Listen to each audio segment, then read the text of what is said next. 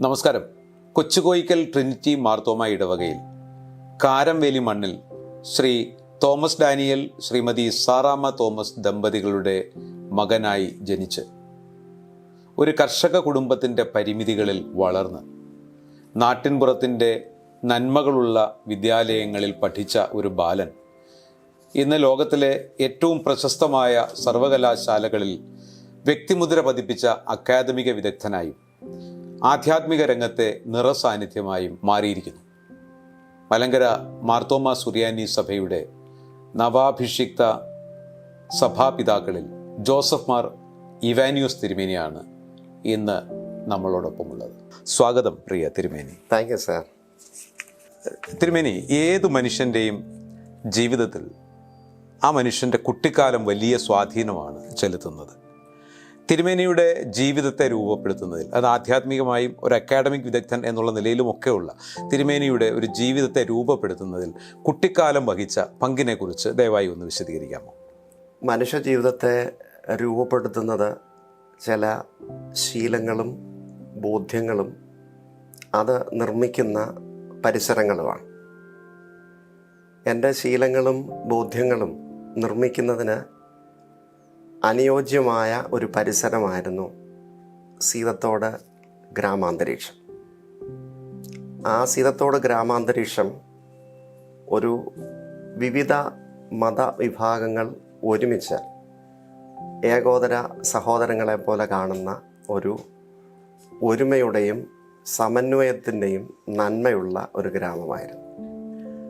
ഒരു ആധ്യാത്മിക ജീവിതമാണ് എൻ്റെ ജീവിത നിയോഗം എന്ന് കണ്ടെത്തുന്നതിനും എന്നെ സഹായിച്ചിട്ടുള്ള ഒരു സ്ഥലമാണ് സീതത്തോടും ഒപ്പം ഞാൻ ഉൾപ്പെട്ടു നിൽക്കുന്ന ട്രിനിറ്റി മാർത്തോമ ഇടവക കൊച്ചുകോയിക്കലും. ജീവിതം ദൈവത്തിൻ്റെ ദാനമാണെന്നും ജീവിതത്തിൽ ലഭിക്കുന്ന എല്ലാ താലന്തുകളും ഉയരത്തിൽ നിന്നുള്ളതാണെന്നും ദൈവം തരുന്ന താലന്തുകളും ജീവിതവും ദൈവത്തിനു വേണ്ടി മാത്രമാണെന്നും എനിക്ക് ഓർമ്മ വെച്ച നാൾ മുതൽ പകർന്നു വരുന്ന ഒരു ഭവനാന്തരീക്ഷവും ഉണ്ടായിരുന്നു. അതുകൊണ്ട് എൻ്റെ മാതാപിതാക്കളും എൻ്റെ ഭവനാന്തരീക്ഷവും എൻ്റെ ഇടവകയും എൻ്റെ ഗ്രാമവും ഒരുമിച്ച് ചേർന്നപ്പോൾ എൻ്റെ ജീവിതത്തിലെ ആധ്യാത്മികതയുടെ തീരങ്ങളിൽ എപ്പോഴും സ്വസ്ഥതയും ശാന്തതയും ഉണ്ടെന്ന് ഗ്രഹിക്കുന്നതിനിടയാകുകയും ആധ്യാത്മിക ജീവിതം എൻ്റെ ജീവിത നിയോഗമായി സമർപ്പിക്കുന്നതിന് ദൈവം കൃപ നൽകുകയും ചെയ്യുന്നു. തിരുമേനി പറഞ്ഞ 3 പ്രധാനപ്പെട്ട കാര്യം, ഇടവക, കുടുംബം, ഗ്രാമം, തിരുമേനി രൂപപ്പെടുത്തുന്നതിൽ കുട്ടിക്കാലത്ത് വലിയ സ്വാധീനം ചെലുത്തിയിട്ടുണ്ട് എന്നാണ് പറഞ്ഞത്. സ്വാഭാവികമായിട്ടും അതിനകത്ത് ഏറ്റവും പ്രാധാന്യമുള്ള ഒന്നൊരു കുടുംബാന്തരീക്ഷമാണ്. തിരുമേനിയുടെ കുടുംബം, മാതാപിതാക്കൾ, സഹോദരി സഹോദരന്മാർ, ഇവരൊക്കെ തിരുമേനിയെ ഒരു ആത്മീയവും അക്കാദമികവുമായ ഒരു വളർച്ചയിൽ ഏത് തരത്തിലാണ് സ്വാധീനിച്ചത് എന്നൊന്ന് വിശദീകരിക്കാം. ഞാൻ എൻ്റെ വീട്ടിലെ 3ാമത്തെ മകനാണ്. എൻ്റെ മൂത്തത് ഒരു സിസ്റ്ററാണ്. കുമ്പനാട് വിവാഹം കഴിച്ചിരിക്കുന്നു. അതിനുശേഷം എൻ്റെ ഒരു ബ്രദറാണ്, അദ്ദേഹം സീതത്തോട് നാട്ടിലുണ്ട്. 3ാമത്തെ ആളാണ് ഞാൻ. 4ാമതൊരു പെങ്ങളാണ്, അദ്ദേഹത്തെ മല്ലപ്പള്ളിയിൽ വിവാഹം കഴിച്ചിരിക്കുന്നു.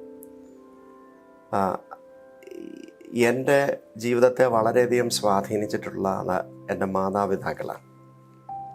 മാതാപിതാക്കൾ എനിക്ക് ഓർമ്മ വെച്ച നാൾ മുതൽ നിന്നെ ദൈവവേലയ്ക്ക് സമർപ്പിച്ചതാണ്, അതുകൊണ്ട് നീ എപ്പോഴും പഠനത്തിൽ മികവുള്ളവനും ദൈവവചനത്തിൽ ആഴമായ ജ്ഞാനമുള്ളവനും ദൈവത്തോടുള്ള ബന്ധത്തിൽ ഇരിക്കേണ്ടുന്നവനുമാണ് എന്നും എപ്പോഴും എന്നെ ഓർമ്മിപ്പിക്കുകയും അത്തരത്തിൽ എൻ്റെ ഗ്രാമത്തിൽ ഇത് അറിയുകയും ചെയ്യുമായിരുന്നു. അതുകൊണ്ട് സ്വാഭാവികമായിട്ടും ഭവനത്തിലെ ആ ഒരു അന്തരീക്ഷമാണ് എനിക്ക് വളരുന്നതിന് ആധ്യാത്മികമായി എന്നെ തന്നെ രൂപപ്പെടുത്തുന്നതിന് ഇടയായിട്ടുള്ള സംഗതി. കൊച്ചുകോയിക്കൽ ട്രിനിറ്റി ഇടവകയെക്കുറിച്ച് ഞാൻ കേട്ടിട്ടുണ്ട്. ഒരു കാലത്ത്, അതിപ്പോഴും ആത്മീയ തീഷ്ണതയുടെ ഒരിടമായിട്ടാണ് ആ ഇടവകയെ അടയാളപ്പെടുത്തിയിരിക്കുന്നതെന്ന് എനിക്ക് തോന്നിയിട്ടുണ്ട്. വളരെ ദൈർഘ്യമുള്ള പ്രാർത്ഥനകൾ, പ്രാർത്ഥനാ ജീവിതം, അവിടെയുള്ള ആളുകളുമായിട്ടൊക്കെ സംസാരിച്ചപ്പോൾ എനിക്ക് മനസ്സിലായ ഏറ്റവും പ്രധാനപ്പെട്ട ഒരു കാര്യമാണ്, പൂർവികരുടെ ഒരു തുടർച്ചയാണ് തിരുമേനി, അല്ലെങ്കിൽ പ്രാർത്ഥനാ ജീവിതം നയിച്ച വിശ്വാസമുള്ള പൂർവികരുടെ ഒരു തുടർച്ചയാണ് തിരുമേനി എന്ന് ഞാൻ പറഞ്ഞാൽ തിരുമേനി അതിനോട് എങ്ങനെയായിരിക്കും പ്രതികരിക്കുക? അത് 100% സത്യമാണ്. കാരണം ഇന്ന് സഭയിലെ ഈ ശുശ്രൂഷ സ്ഥാനത്തേക്ക് പ്രവേശിക്കുന്നതിന് ദൈവം തമ്പുരാൻ്റെ വരവും വിളിയും നിയോഗവും ലഭിച്ചതിന് പിന്നിൽ ഒരു സാഹചര്യം ഒരുങ്ങിയത് എൻ്റെ ഇടവകയിലെ ആധ്യാത്മിക ജീവിതാനുഭവമാണ്. എടുത്തു പറയുവാനുള്ളത്, ബാല്യകാലത്തിൽ ശാരീരികമായ അസുഖങ്ങളോ വല്ലതും ഉണ്ടാകുമ്പോൾ 3 ദിവസം പള്ളിയിലുള്ള എല്ലാവരും ഒരുമിച്ച് വന്ന് വീട്ടിൽ ഉപവസിക്കുകയാണ്, പ്രാർത്ഥിക്കുകയാണ്. അന്നേരം അസുഖത്തിൽ നിന്ന് വിടുതൽ ലഭിക്കുമ്പോൾ അത് ദൈവം തമ്പുരാൻ വിടുവിച്ചതാണ് എന്നുള്ള പൂർണ്ണ ഒരാഴമായ ബോധ്യം ലഭിക്കുക. പിന്നീട് ഞായറാഴ്ച മുതൽ അടുത്ത ശനിയാഴ്ച വൈകുന്നേരം വരെ ഓരോ വീടുകളിൽ പ്രാർത്ഥനയാണ് വൈകിട്ട്. ആ പ്രാർത്ഥനയ്ക്ക് പോകുന്നതിന് വീട്ടിലൊരു തടസ്സവുമില്ല. പഠനത്തിന് മാർക്ക് കുറയുമെന്ന് ഒരു ഭയവുമില്ല. അന്നേരം ദീർഘദൂരം ഒരു പക്ഷേ നടന്ന് കൂടുള്ളവരോട് കൂട്ടിക്കൊണ്ടുപോയി അവിടെ പ്രാർത്ഥനയൊക്കെ കഴിഞ്ഞ് ചിലപ്പം പ്രസംഗമൊക്കെ കഴിഞ്ഞ് തിരിച്ച് വീട്ടിൽ വരുമ്പം 12 മണിയോ 12:30 ഒക്കെ ആയെന്നിരിക്കും. കോളേജ് ഒഴിച്ചുള്ള ദിവസങ്ങളിലൊക്കെ ഞാൻ അങ്ങനെ പോകാറുണ്ട്. എന്നാൽ പോയിട്ട് വരുമ്പോൾ മോനെ പോകണ്ടാടാ, അല്ലെങ്കിൽ മോൻ്റെ പരീക്ഷ അത് കുറയുമെന്ന് ഒരു നിയന്ത്രണമോ എൻ്റെ ഭവനത്തിലോ ഒന്നുമില്ല. അതുകൊണ്ട് തീർച്ചയായിട്ടും എനിക്ക് ഓരോ പ്രാവശ്യവും മാർക്ക് കിട്ടുമ്പോഴും ഞാൻ വിചാരിച്ചിരുന്നത് ദൈവം തമ്പുരാൻ്റെ കരുണ ഒന്നുകൊണ്ട് മാത്രമാണ് പഠനത്തിൽ മുന്നേറാൻ സാധിക്കുന്നത്. അതുകൊണ്ട് ആധ്യാത്മിക കാര്യങ്ങളിൽ ആഴമായുള്ളൊരു പൈതൃകത്തിൻ്റെ പങ്കാളിയായതുകൊണ്ട് എൻ്റെ പഠനത്തിൻ്റെ മൂർച്ച കൂടിയിട്ടേ ഉള്ളൂ, കുറഞ്ഞിട്ടില്ല. ഇത് പുതിയ തലമുറയ്ക്ക് ഒരു വലിയ മാതൃകയാണ്. ഈ നമ്മുടെ ട്യൂഷൻ മറ്റ് കാര്യങ്ങളൊക്കെ കാരണം കൊണ്ട് പള്ളിയിൽ പോകാതിരിക്കുകയും ആധ്യാത്മിക കാര്യങ്ങളിൽ ഇടപെടാതിരിക്കുന്നതിനൊരു കാരണമായി കാണുകയും ചെയ്യുന്ന പുതിയ തലമുറ തീർച്ചയായിട്ടും തിരുമേനിയുടെ വാക്കുകൾ കേൾക്കേണ്ടതുണ്ട് എന്നാണ് എനിക്ക് തോന്നുന്നത്. യുവജനസഖ്യം, സൺഡേ സ്കൂൾ, VBS ഇതൊക്കെ തീർച്ചയായിട്ടും തിരുമേനിയുടെ ഒരു ജീവിതത്തിൻ്റെ ആ ഘട്ടങ്ങളിൽ ഒരു ആത്മീയ ജീവിതത്തിലേക്ക് നയിക്കുന്നതിനുള്ള പ്രചോദനമായിട്ടുണ്ടാകുമല്ലോ. ആ മേഖലയിൽ ആരെയെങ്കിലും പ്രത്യേകമായി തിരുമേനി ഓർക്കുന്നുണ്ടോ? ഈ ഒരു മേഖലയിലേക്ക് ഉയർത്തിക്കൊണ്ടുവരുന്നതിന് സഹായിക്കുകയും ഒക്കെ ചെയ്ത ആരെയെങ്കിലും? ഈ ആധ്യാത്മിക സബരിയിൽ മുൻപന്തിയിൽ നിന്നിരുന്ന സംഘടനയാണ് സൺഡേ സ്കൂൾ സമാജം. പ്രത്യേകിച്ച് കൊച്ചുകോയിക്കൽ ട്രിനിറ്റി മാർത്തോമ ഇടവകയിലെ വളരെ മാതൃകാ അധ്യാപകരും അധ്യാപികമാരും അവർ ലോകത്തിൻ്റെ തന്നെ നെറുകയിൽ നിർത്താൻ കൊള്ളാവുന്ന അനുഗ്രഹീതരായ അധ്യാപിക ശ്രേഷ്ഠരാണ്. അവർ ഞങ്ങൾക്ക് ഒരു അധ്യാപകനോ അധ്യാപികയോ മാത്രമായിരുന്നില്ല, ഞങ്ങളുടെ മുമ്പിൽ ജീവിക്കുന്ന ക്രിസ്തു പോലെയായിരുന്നു ഞങ്ങൾക്കത് ഫീൽ ചെയ്തത്. പ്രത്യേകിച്ച് എടുത്ത് പറയാൻ പറ്റുന്ന ആളുകൾ മരുതൂമേപ്പുറത്ത് വീട്ടിലെ ജോർജ് കുട്ടി സാർ എന്ന് പറഞ്ഞുള്ള ആൾ ഇപ്പോഴും എൻ്റെ മനസ്സിൽ പച്ചപിടിച്ച് നിൽപ്പുണ്ട്. ബേബിച്ചാൻ പച്ചപിടിച്ച് നിൽപ്പുണ്ട്, സൈമൺ സാർ പച്ചപിടിച്ച് നിൽപ്പുണ്ട്, ജോർജ് കുട്ടി സാറ് പച്ചപിടിച്ച് നിൽപ്പുണ്ട്. അങ്ങനെ എല്ലാവരും എൻ്റെ മനസ്സിൽ പച്ചപിടിച്ച് നിൽപ്പുണ്ട്. അതുകൊണ്ട് ചുരുക്കത്തിൽ പറഞ്ഞാൽ അവരിലൂടെ അവർ കാണിച്ചു തന്ന ദൈവബോധമാണ് എൻ്റെ ദൈവശാസ്ത്ര ദർശനത്തിലേക്ക് എന്നെ നയിച്ചിട്ടുള്ള ഏറ്റവും പ്രധാനപ്പെട്ടതും അടിസ്ഥാനപരവുമായ ദർശന ബോധം. ആ കാലഘട്ടത്തിലെ യുവജനസഖ്യം പ്രവർത്തനങ്ങളിൽ യുവജനസഖ്യം വളരെ ആക്റ്റീവാണ് അന്നത്തെ കാലഘട്ടത്തിലെ യുവജനസഖ്യാംഗങ്ങൾ ഞങ്ങൾ പ്രത്യേകിച്ച് സ്ഥിരത്തോടേറിയ ഒരു അവികസത ഏറിയാണല്ലോ. അന്നേരം സാമ്പത്തികമായി എല്ലാ വീടുകളിലും പരാധീനതയുണ്ട്. അന്ന് ക്യാമ്പൊക്കെ നടക്കുമ്പോൾ 3 ദിവസത്തെ ക്യാമ്പ് ക്രമീകരിച്ചാൽ എല്ലാ ഭവനങ്ങളിലും പോയി കൃഷി സാധനങ്ങൾ ഞങ്ങൾ തന്നെ വാങ്ങിക്കൊണ്ടുവന്ന് ഞങ്ങൾ തന്നെ പ്രിപ്പയർ ചെയ്ത് ഭക്ഷണം ഉണ്ടാക്കി കഴിക്കുന്ന, ക്ലാസ്സിൽ പങ്കെടുക്കുന്ന, അങ്ങനെ ഒരു കൂട്ടായ്മയുടെയും ഒരുമയുടെയും പങ്കിടലിൻ്റെയും ഒപ്പം തന്നെ ആഴമായ ദൈവബോധത്തിൻ്റെ ഒരിടവാണ്. അതുകൊണ്ട് ഞങ്ങൾക്ക് ഒരു പങ്കിടലിൻ്റെ അനുഭവം, ഒരുമയുടെ അനുഭവം, ആഴമായ ക്രിസ്തുബോധത്തിൻ്റെ അനുഭവം, ഇതെല്ലാം യുവജനസഖ്യത്തിൻ്റെ ഒരു ഒപ്പം തന്നെ ലീഡർഷിപ്പിൻ്റെ അനുഭവം. ഇത് വളരെ വലുതാണ്. തിരുമേനിയുടെ ഒരു അക്കാദമിക തലങ്ങളെക്കുറിച്ച് ഞാൻ ഒന്നറിയാൻ വേണ്ടി ശ്രമിച്ചു. പുതിയൊരു തലമുറയിൽപ്പെട്ട ഒരാളെ സംബന്ധിച്ചിടത്തോളം സ്വപ്നതുല്യമായ ഒരു തലമാണ്, ഒരു അക്കാഡമിക് തലമാണ് ബഹുമാനപ്പെട്ട തിരുമേനിക്കുള്ളത് എന്നെനിക്ക് മനസ്സിലായി. ഇത്തരത്തിലുള്ള ഒരു അക്കാദമിക മികവിലേക്ക് ഉയർന്നു വരുന്നതിന് എന്തൊക്കെ സ്വാധീനങ്ങളാണ് തിരുമേനിക്ക് ലഭിച്ചിട്ടുള്ളത്? അത് തീർച്ചയായിട്ടും പുതിയ തലമുറയ്ക്ക്, ഇത് കേൾക്കുന്ന പുതിയ തലമുറയിലെ ആളുകൾക്ക് വലിയ പ്രചോദനമായിരിക്കും അത്. കാരണം ഈ ആത്മീയതയെ ചേർത്ത് പിടിക്കുമ്പോൾ തന്നെ അക്കാദമിക് തലത്തിലുള്ള വലിയ മികവുകൾ കൈവരിക്കാൻ എങ്ങനെയാണ് കഴിഞ്ഞത്? അതോടൊപ്പം തന്നെ ഇപ്പോൾ തിരുമേനി ആയിരിക്കുന്ന മേഖലകളെക്കുറിച്ച് കൂടി ദയവായിട്ടൊന്ന് സംസാരിക്കാം. അക്കാദമിക ലൈഫിനെ കുറിച്ച് പറയുമ്പോൾ എന്നെ വളരെ സ്വാധീനിച്ചിട്ടുള്ളത് എൻ്റെ ഗുരുനാഥന്മാരാണ്. അത് ഞാൻ പഠിച്ചത് KRPM ഹൈസ്കൂള് സീതത്തോടിലാണ്. അത് അഡ്വക്കേറ്റ് VR രാധാകൃഷ്ണൻ സാറ് നടത്തുന്ന ഒരു സ്കൂളാണ്, ഹയർ സെക്കൻഡറി സ്കൂളാണ്. അന്ന് 10ാം ക്ലാസ് വരെയുള്ള ഞാൻ പഠിക്കുമ്പോൾ അവിടുത്തെ അധ്യാപകമാരെല്ലാവരും തന്നെ അവർ ഒരു അധ്യാപകർ മാത്രമല്ല, മറിച്ച് ഞങ്ങളുടെ റിയൽ മെൻറ്റേഴ്സായിരുന്നു. എടാ ജോസഫ് എന്ന് വിളിച്ച് സ്നേഹത്തോടുകൂടെ കരുതുന്ന ശാന്തമ്മ സാറൊന്നും ഇന്ന് ഭൂമുഖത്തില്ലെങ്കിൽ പോലും എല്ലാവരും കാണുമ്പോൾ കരുതുന്ന കരുതൽ, ഓരോ മാർക്ക് കൂടുതൽ കിട്ടുമ്പോഴും ഉള്ളൊരു അപ്രീസിയേഷന്, എന്തെങ്കിലും അറിയാൻ ഏതെങ്കിലും ഒരു കാരണവശാൽ അസുഖമോ മറ്റോ ആയി ആശുപത്രിയിൽ വല്ലതും പോയാൽ അന്ന് വൈകുന്നേരത്തേനൊക്കെ കുട്ടമ്പിള്ള സാറ് വീട്ടിൽ വരും. ഇന്ന് മോനെ കണ്ടില്ലല്ലോ, എവിടെ പറ്റി എന്ന് ചോദിച്ച് വീട്ടിൽ വരും. അന്നേരം ഒരു കാപ്പിയൊക്കെ കുടിച്ചിട്ട് പോകുന്നു.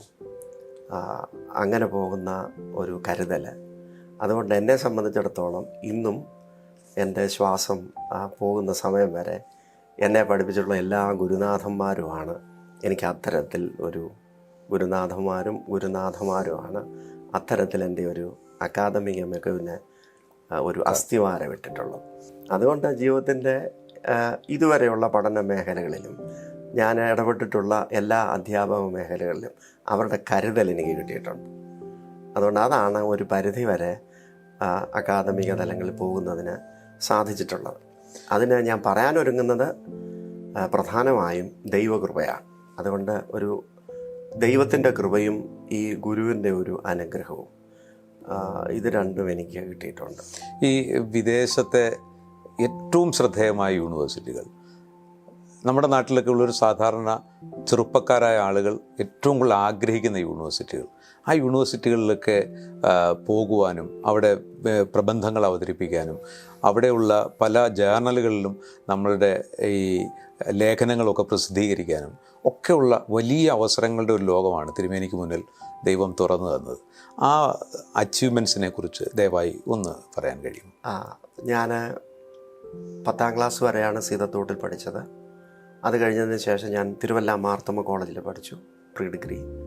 അത് കഴിഞ്ഞതിന് ശേഷം കോഴഞ്ചേരി സെൻറ്റ് തോമസ് കോളേജിൽ, പിന്നെ പത്തനംതിട്ട കാത്തോലിക്കറ്റ് കോളേജിൽ, അതിനുശേഷം മാർത്തോമ വൈദിക സെമിനാരിയിൽ, മാർത്തോമ വൈദിക സെമിനാരി കഴിഞ്ഞ് FFRRC കോട്ടയത്തിൽ മാസ്റ്റേഴ്സ് ഇൻ തിയോളജി. അത് കഴിഞ്ഞതിന് ശേഷം എനിക്ക് അതിനോടനുബന്ധിച്ച് തന്നെ ഡൽഹിയിലുള്ള അൽ ബഷീർ ഇൻസ്റ്റിറ്റ്യൂട്ട് എന്ന് പറയുന്ന ഇൻസ്റ്റിറ്റ്യൂട്ടിൽ ഒരു ഇസ്ലാമിക് സ്റ്റഡീസിന് അവസരം. ആ സമയത്ത് ഇസ്ലാമിക് സ്റ്റഡീസിൻ്റെ ഒരു ഡിപ്ലോമ കോഴ്സിന് അവസരം. അതിനുശേഷം ദൈവത്തിൻ്റെ വലിയ കരുണയിൽ എനിക്ക് യൂണിവേഴ്സിറ്റി ഓഫ് ബേൺ സ്വിറ്റ്സർലൻഡിൽ ഡോക്ടറൽ പ്രോഗ്രാമിന് അഡ്മിഷൻ കിട്ടി, സ്കോളർഷിപ്പോടുകൂടി അഡ്മിഷൻ കിട്ടി. ആ സമയത്ത് എനിക്ക് ആദ്യമായിട്ടാണ് ഒരു ജർമ്മൻ സ്പീക്കിങ്ങിൽ യൂണിവേഴ്സിറ്റിയിൽ പോകാൻ അവസരം ലഭിക്കുന്നത്. അവിടെ ചെന്നപ്പോൾ ജർമ്മൻ ലാംഗ്വേജ് പഠിക്കണം. അന്നേരം യൂണിവേഴ്സിറ്റി തന്നെ എനിക്കൊരു സ്കോളർഷിപ്പ് തന്നു ജർമ്മൻ ലാംഗ്വേജ് പഠിക്കാൻ വേണ്ടി. അവർ തന്നെ എന്നെ റെക്കമെൻഡ് ചെയ്ത് യൂണിവേഴ്സിറ്റി ഓഫ് ഫ്രീബൂർഗ്, പ്രസിദ്ധമായ യൂണിവേഴ്സിറ്റിയാണ്, അവിടെയാണ് ഞാൻ ലാംഗ്വേജ് സ്റ്റഡീസ് പഠിച്ചത്. അത് കഴിഞ്ഞതിന് ശേഷം യൂണിവേഴ്സിറ്റി ഓഫ് ബേണിൽ ഇവിടുത്തെ ഒരു MPhilന് സമാനമായ ഒരു ഡിഗ്രി കോഴ്സ്, പോസ്റ്റ് ഗ്രാജുവേഷൻ കഴിഞ്ഞുള്ള കോഴ്സ് ചെയ്തു. അത് കഴിഞ്ഞ് PhD പ്രോഗ്രാം ചെയ്തു. ദൈവത്തിൻ്റെ കരുണ കൊണ്ട് ഈ യാത്രയിലെല്ലാം തന്നെ ദൈവത്തിൻ്റെ കരുണ പകൽ മേഘസ്തംഭവും രാത്രി അഗ്നിത്തോണുമായിട്ട് എന്നോട് കൂടിയിരുന്നു. അതുകൊണ്ട് ഒരു വർഷത്തിനുള്ളിൽ തന്നെ എൻ്റെ ലാംഗ്വേജ് സ്റ്റഡീസ് ഞാൻ റിക്വയർമെൻറ്റ് പൂർത്തീകരിച്ചു. എൻ്റെ MPhil പ്രോഗ്രാം 1 വർഷം കൊണ്ട് പൂർത്തീകരിച്ചു. 2.5 വർഷം കൊണ്ട് PhD പ്രോഗ്രാം പൂർത്തീകരിച്ച് അവിടുത്തെ ഇൻസിഗ്നി മാഗ്ന cum laude എന്ന ഓണേഴ്സോടുകൂടെ PhD പാസ്സാകുന്നതിന് ദൈവം ബ്രാൻഡിട നൽകി. ആ പഠിച്ചുകൊണ്ടിരുന്ന സമയത്ത് തന്നെ അവിടുത്തെ എൻ്റെ 2 മെയിൻ പ്രൊഫസേഴ്സാണ് ഉണ്ടായിരുന്നത്. ഒന്ന് പ്രൊഫസർ ഡോക്ടർ ആംഗല ബെർലിസ്, മറ്റൊന്നത് പ്രൊഫസർ ഡോക്ടർ ക്രിസ്റ്റീന ലീനമാൻ. ഇവർക്ക് 2 പേർക്കും വ്യക്തിപരമായി എന്നോട് വളരെ താല്പര്യം തോന്നിയിട്ടുണ്ട്. അതുകൊണ്ട് സ്വാഭാവികമായിട്ടും അവരുടെ പ്രോഗ്രാമുകൾ എന്നെ പങ്കെടുപ്പിച്ചിട്ടുണ്ട്. Professor doctor Christina Lienemann university of ബാസലിലെ പ്രൊഫസറായിരുന്നു. അതുകൊണ്ട് അദ്ദേഹത്തിൻ്റെ കോഴ്സസ് എനിക്ക് ഷെയർ ചെയ്ത് ആ സമയത്ത് തന്നെ ഒരു ഗസ്റ്റ് ലെക്ചറർ എന്നുള്ള നിലയിൽ അവിടെ പഠിപ്പിക്കാൻ അവസരം എനിക്ക് ലഭിച്ചിട്ടുണ്ട്. ആംഗല ബെർലിസ് യൂറോപ്യൻ ഫെമിനിസ്റ്റ് സ്റ്റഡീസിലും യൂറോപ്യൻ ഹിസ്റ്റോറിക്കൽ റിസർച്ച് ലൈനിലും വളരെ പ്രഗത്ഭയായ ഒരാളാണ്. അവരുടെ കെയർ ഓഫ് അനുസരിച്ച്, അവരുടെ കരുതലനുസരിച്ച് എനിക്ക് യൂണിവേഴ്സിറ്റി ഓഫ് ആംസ്റ്റർഡാമിലെ, യൂണിവേഴ്സിറ്റി ഓഫ് ബോൺ, അതുപോലെ തന്നെ യൂണിവേഴ്സിറ്റി ഓഫ് കേംബ്രിഡ്ജ്, ഈ സ്ഥലങ്ങളിൽ പോകുന്നതിനുള്ളൊരവസരം ലഭിച്ചിട്ടുണ്ട്. ആ സമയത്ത് യൂണിവേഴ്സിറ്റി ഓഫ് ബേണിൽ വന്ന് പഠിപ്പിച്ച ഒരാളാണ് professor doctor Mark Chapman. Professor doctor Mark Chapman university of ഓക്സ്ഫോർഡിലെ ഒരു വൈസ് പ്രിൻസിപ്പലായിരുന്നു അന്നേരം. അദ്ദേഹത്തിന് എന്നോട് താല്പര്യം ഉണ്ടായിരുന്നത് കൊണ്ട് അദ്ദേഹം എനിക്ക് യൂണിവേഴ്സിറ്റി ഓഫ് ഓക്സ്ഫോർഡിലും അവിടുത്തെ ലൈബ്രറി ഫെസിലിറ്റീസും ഒരു കോ റിസർച്ചർ എന്നുള്ള നിലയിൽ ഉള്ള എല്ലാ ഫെസിലിറ്റീസും അദ്ദേഹം അവിടെ ഒരുക്കി തന്നു. അതുകൊണ്ട് യൂറോപ്പിലെ ഔന്നത്യമുള്ള യൂണിവേഴ്സിറ്റികളിലൊക്കെ പോകുന്നതിനും അതുപോലെ തന്നെ ഇവർ ഇൻട്രൊഡ്യൂസ് ചെയ്ത ഇൻ്റർനാഷണൽ കോൺഫറൻസുകളിൽ പേപ്പർ പ്രസൻറ്റ് ചെയ്യുന്നതിനും അവസരം ലഭിച്ചിട്ടുണ്ട്. Anglican theologians conference, Anglicans Old Catholic theologians conference, അവിടെയൊക്കെ പ്രബന്ധങ്ങൾ അവതരിപ്പിക്കാൻ അവസരം ലഭിച്ചിട്ടുണ്ട്. അതുപോലെ തന്നെ യൂറോപ്യൻ സൊസൈറ്റി ഫോർ എക്യൂമെനിക്കൽ റിസർച്ചിലെ അംഗമായി ഇരിക്കാനുള്ള അനുമതി ലഭിച്ചിട്ടുണ്ട്. എനിക്ക് തോന്നുന്നത് യൂറോപ്പിന് പുറത്തുള്ള ഒരു ഏഷ്യക്കാരൻ ഞാനായിരിക്കും. ഇതിനെല്ലാം സഹായകരമായിട്ട് ലഭിച്ചിട്ടുണ്ട്. അവിടെയുള്ള പല ജേണലുകളിൽ ആർട്ടിക്കിൾസ് എഴുതിയിട്ടുണ്ട്. പല ബുക്കുകളിൽ, യൂണിവേഴ്സിറ്റി പബ്ലിഷ് ചെയ്ത ബുക്കുകളിൽ എൻ്റെ ആർട്ടിക്കിൾസ് വന്നിട്ടുണ്ട്. അത് കഴിഞ്ഞതിന് ശേഷമാണ് പോസ്റ്റ് ഡോക്ടറൽ ഫെലോഷിപ്പ് എനിക്ക് കിട്ടി. പോസ്റ്റ് ഡോക്ടറൽ ഫെലോഷിപ്പ് കിട്ടിയതിന് ശേഷം 2017 മുതൽ ഞാൻ അതിനകത്ത് റിസർച്ചിൽ പങ്കെടുത്തു. 2020 തീസിസ് സബ്മിറ്റ് ചെയ്തു. അതിൻ്റെ പ്രോസസ്സെല്ലാം 2023 കഴിഞ്ഞു. 23 കഴിഞ്ഞു. അതിൻ്റെ ഡിഫൻസും വളരെ അനുഗ്രഹകരമായി നടന്നു. ലോകത്തിലെ 3 പ്രമുഖ യൂണിവേഴ്സിറ്റിയിലെ പ്രൊഫസർമാരായിരുന്നു അത് ഇവാലുവേറ്റ് ചെയ്തത്. ഒന്ന് പ്രൊഫസർ ഡോക്ടർ ആംഗല ബെർലിസ്, മറ്റൊന്നത് പ്രൊഫസർ കാൾ പിനകര, മറ്റൊന്ന് പ്രൊഫസർ മാർക്ക് ചാപ്മാൻ, ഓക്സ്ഫോർഡിലെ പ്രൊഫസർ. ഇവർ 3 പേരുമായിരുന്നു. അവരുടെ റെക്കമെൻഡേഷൻ അനുസരിച്ച് തീസിസ് ഡിഫൻസ് നടന്നു. അവിടെയും വളരെ നല്ല രീതിയിൽ അത് പാസ്സായി.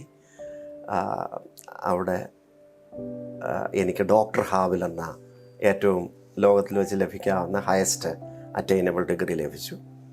ആ അറ്റൈനബിൾ ഡിഗ്രി ലഭിച്ചതിൻ്റെ വെളിച്ചത്തിൽ യൂണിവേഴ്സിറ്റിയിലെ തിയോളജി ഫാക്കൽറ്റി എന്നെ അവിടുത്തെ പ്രിവാറ്റ് ഡോട്ട്സെൻ്റ് എന്ന് പറയും. പ്രിവാറ്റ് ഡോട്ട്സെൻ്റ് ഒരു വലിയ പദവിയാണ്, പ്രൊഫസർഷിപ്പ് പദവിയാണ്.